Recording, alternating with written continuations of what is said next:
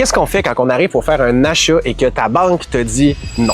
C'est peut-être pas la fin de ton projet. Il y a d'autres prêteurs, il faut faire attention. Si c'est parce que c'est un manque de revenus, bien, il y a certaines banques alternatives qui vont demander, oui, une mise de fonds un petit peu plus haute. Malheureusement, avec les banques alternatives, des fois, on ne peut pas aller acheter avec juste 5 % de mise de fonds, il faut mettre un peu plus. Mettons que ton ratio d'endettement à 20 % anyway que tu prévoyais mettre, bien, il est déjà trop élevé. Bien, il y a certaines banques, là, je vous annonce, qui vont vraiment plus haut. Desjardins, là, ils vont aller jusqu'à 42-44 % de ton ATD total, dépendamment du score de bureau de crédit. Si tu as 20 % de mise de fonds, ça se peut que tu sois capable d'aller à Banque Home Trust, mettons, dépendamment du secteur, puis eux, ils vont jusqu'à 60.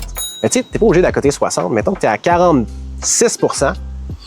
Probablement que Desjardins va te refuser aussi. Ils sont bien princesses. C'est pas toujours perdu. Il y a quasiment un dossier sur deux qui se fait dire non ailleurs, qu'on est capable de faire passer, et ça, soit en achat ou en refinancement, dans l'alternatif. Nous, on est vraiment spécialisé là-dedans. Dans certains cas, spécifiquement pour les flips immobiliers, là, on peut prendre un prêteur privé parce que le in and out, il coûte pas trop cher et souvent, mais il y a des prêteurs privés qui se spécialisent là-dedans.